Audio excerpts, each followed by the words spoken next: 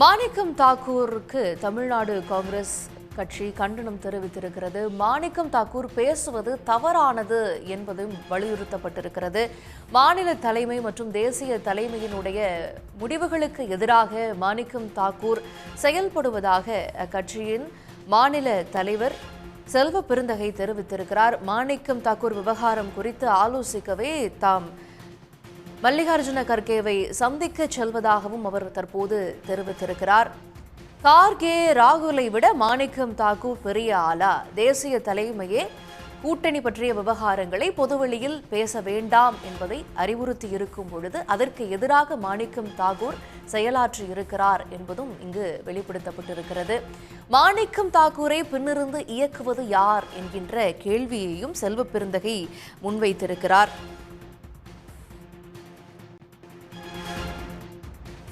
இதற்கிடையே நம்முடன் அரசியல் விமர்சகர் சூர்யா சேவியர் இணைந்திருக்கிறார். இணைந்தமைக்கு நன்றி திரு சூர்யா சேவியர். மாணிக்கம் தாக்கூருடைய செயல்பாடும் செல்வ பெருந்தகை தற்போது அதற்கு எதிர்வினையாற்றி இருக்கக்கூடியதையும் நீங்க எப்படி பார்க்கிறீங்க? ஒரு தவறான கணக்குல மாணிக்கம் தாக்கூர் தவறான முன்னெடுப்பை எடுத்து வச்சுட்டாரா? நிச்சயமாக. என்னன்னா, மாணிக்கம் தாக்கூர் காங்கிரஸ் கட்சியினுடைய வழிகாட்டுதலில் செயல்படுகிறாரா, பாஜகவின் வழிகாட்டுதலில் செயல்படுகிறாரா என்ற சந்தேகம் மேலெழுந்திருக்கிறது. ஏனெனில் தென்பகுதியில் மறவர் வாக்குகளை ஒருங்கிணைப்பதற்காக பாஜக பெரும் முயற்சி எடுக்கிறது. அதனுடைய ஒரு பகுதியாக மாணிக்கம் தாக்கூர் இந்த அரசியலை நடத்துகிறாரோ என்ற கேள்வி என்பது என்னை போன்றோருக்கு எழுந்திருக்கிறது. ஏனால் இவருடைய இந்த பேச்சினுடைய உள்ளடக்கம் இவை எல்லாம் ஒரு கட்சி தனது ஆட்சியினுடைய அதிகாரத்தை கேட்பது என்பது அந்த கட்சிக்கு தலைமை இருக்கிறது. அந்த தலைமையோடு பேசுவார்கள்.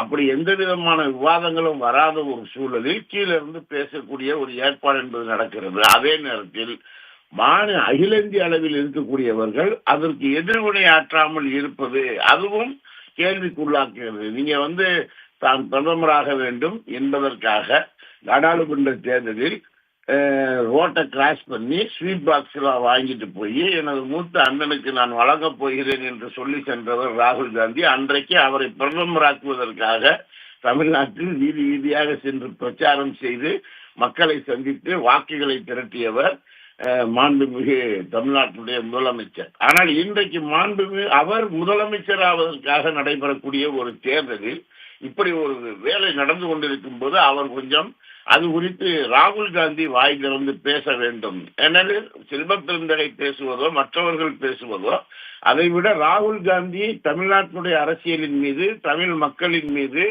இதன் மீது ஏராளமான கருத்துக்களை பாராளுமன்றத்திலும் பகிர்ந்திருக்கிறார். அவரே சொல்லியிருக்கிறார், நீங்க தமிழ்நாட்டு அதிகாரத்தை கைப்பற்றுவது என்பதெல்லாம் அவ்வளவு எளிதான காரியம் அல்ல என்று ராகுல் காந்தி பேசிக் கொண்டிருந்தார். பாஜகவை பார்த்து கேள்வி எழுப்பிக் கொண்டிருந்தார். ஆனால் இன்றைக்கு அதே காங்கிரஸ் கட்சியில் இருக்கக்கூடிய நாடாளுமன்ற உறுப்பினர் 1-2 பேர், அவர் பிரவீன் காந்தி போன்றவர்கள், கடலூரில் சீட்டு மறுக்கப்பட்ட பிரவீன் காந்தி என்பது முக்கியமானது. அந்த மாதிரி பிரவீன் காந்தியாக இருக்கட்டும், இவராக இருக்கட்டும், இவர்கள் காங்கிரஸ் கட்சியினுடைய ஸ்போக்ஸ் பர்சனாகவும் இல்லை.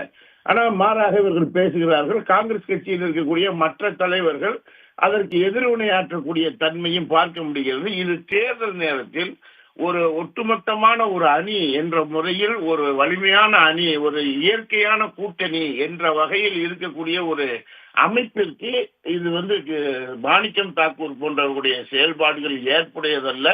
அதே நேரத்தில் மாணிக்கம் தாக்கூர் போன்றவர்கள் பேசுவதனுடைய பின்னணியை காங்கிரஸ் அகில இந்திய தலைமை வேடிக்கை பார்ப்பது அது சரியில்லை என்பதுதான் பொதுவான கருத்தாக இருக்கிறது என்றுதான் நானும் பார்க்கிறேன். நிச்சயமாக இணைந்து உங்களுடைய பார்வைகளை பகிர்ந்து கொண்டமைக்கு நன்றி சூர்யா சேவியர். உடனுக்குடன் செய்திகளை தெரிந்து கொள்ள சன் நியூஸ் பெல் ஐகானை கிளிக் பண்ணுங்க.